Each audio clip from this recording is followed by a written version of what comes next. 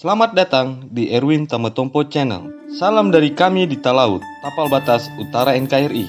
Kisah Jenderal TNI Angkatan Darat, dinas di Papua, berhasil mengubah batalion hancur lebur menjadi yang terbaik.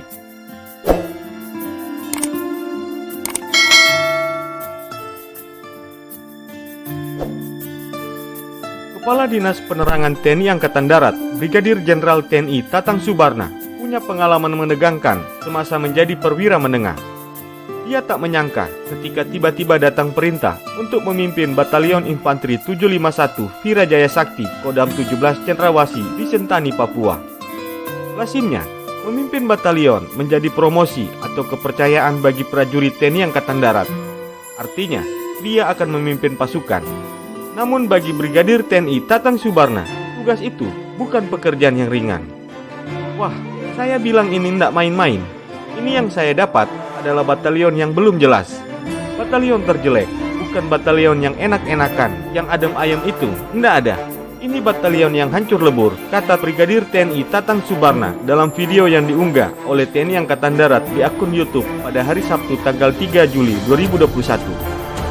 Tatang Subarna ditugaskan untuk memimpin Batalion 751 usai terjadi peristiwa yang dikenal sebagai insiden 29 April 2009. Sebanyak 100 anggota batalion yang jengkel akibat hak-haknya dipotong oleh oknum komandan meluapkan kemarahannya. Suasana ketika itu sangat mencekam. Ratusan anggota batalion menghancurkan markas. Mereka juga mengumbar tembakan. Ruang komandan batalion menjadi rusak. Mencekamnya suasana saat itu digambarkan oleh Sertu Abidin, anggota Batalion 751 pada tahun 2003 sampai tahun 2016. Selain obral tembakan, juga ada yang melempar batu dan yang lain. Sehingga Mako yang ada di Batalion 751 hancur, dapat dibilang 80% hancur.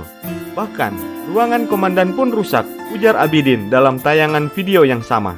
Brigadir Jenderal TNI Angkatan Darat Tatang Subarna menceritakan, kerusakan itu tidak hanya bangunan fisik, dia juga menghadapi tantangan besar secara non-fisik. Perintah telah datang, dia pun menerima tanggung jawab untuk memimpin batalion yang porak-poranda itu. Segala kehancuran fisik dibenahi. Abiturien Akademi Militer tahun 1993 ini berprinsip bagaimana menjadikan batalion yang dipimpinnya tempat para prajurit dari Jawa yang ditugaskan di situ akan kaget dengan suasana yang ada. Brigadir Jenderal TNI Tatang Subarna mengadopsi penataan markas Pusdik Pasus di Batu Jajar, Jawa Barat. Dia mencoba menerapkan di Batalion 751. Semua yang ada di Batu Jajar, saya pikul ke sana. Saya pikul semua. Saya buat di sana, katanya. Pembenahan itu antara lain lapangan tembak. Salah seorang prajurit, yakni Mayor Infanteri Hari, di tahun 2010 menyampaikan, lapangan tembak batalion itu dulunya rawa-rawa. Tatang kemudian menyulapnya menjadi bagus dan terawat. Dia juga menciptakan tempat outbound bagi anak-anak prajurit. Dia juga menerapkan reward and punishment. Prajurit yang berprestasi diberikan penghargaan dan diupacarakan, ujar Mayor Infanteri Hari. Brigadir Jenderal TNI Tatang Subarna merupakan anak tentara. Ayahnya dulu adalah seorang prajurit TNI Angkatan Darat dari Tamtama yang terakhir pensiun dengan pangkat Sersan Mayor. Tatang Subarna bercita-cita untuk berkarir di militer dan bisa lebih baik dari ayahnya. Selepas SMA, ia diterima di Akademi Militer Magelang, Jawa Tengah. Pria kelahiran Sumedang ini memilih kecabangan infanteri. Tatang Subarna masuk ke Korps Baret Merah alias Kopassus di tahun 1995. Pertama kali, ia ditempatkan di grup 1 para komando di Cijantung, Jakarta Timur.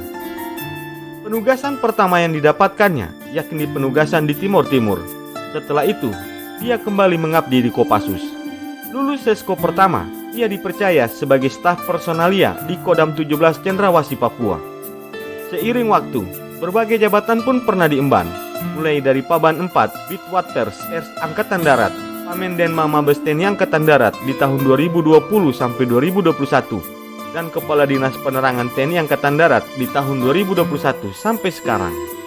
Itulah kisah Jenderal TNI Angkatan Darat yang berdinas di Papua, yang berhasil mengubah batalion yang hancur lebur menjadi batalion yang terbaik. Semoga tayangan ini bermanfaat dan dapat menambah wawasanmu ya guys. Sampai jumpa di tayangan kami selanjutnya.